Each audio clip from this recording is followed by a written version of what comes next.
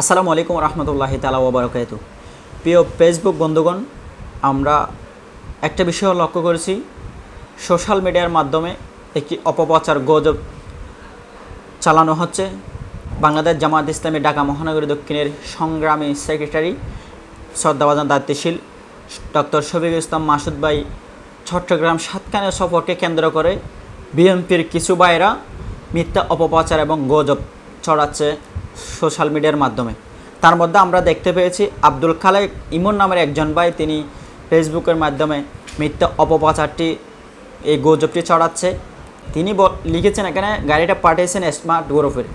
মূলত গাড়িটা ছিল আমাদের সুপরিচিত শিল্পী স্মার্ট পাঞ্জাবি শপের স্বত্বাধিকারী নিয়ামতুল্লাহ নিজামের গাড়িটা ছিল।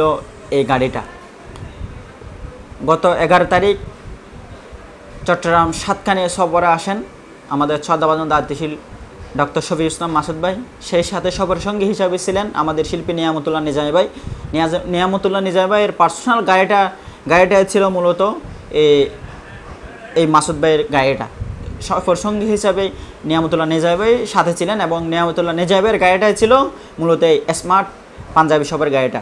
এই গাড়িটার মধ্যে একটা লোগো লাগানো রয়েছে স্মার্ট পাঞ্জাবি শপ, কিন্তু এই স্মার্ট পাঞ্জাবি শপের লোগোটা নিয়ে তারা বিএনপির কিছু ভাইয়েরা গুজব মিথ্যা অপপ্রচার চালাচ্ছে যে আওয়ামী লীগের দোসরদের গাড়িতে করেই জামাতের নেতৃবৃন্দরা বিভিন্ন জায়গায় সফর করছে।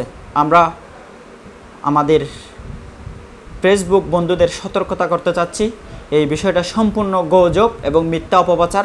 আমরা বিএনপির ভাইদেরকে অনুরোধ জানাবো, যারা এই গুজবটা ছড়িয়েছেন তারা অতি দ্রুত এই গুজব ছড়াছড়ি বন্ধ করুন।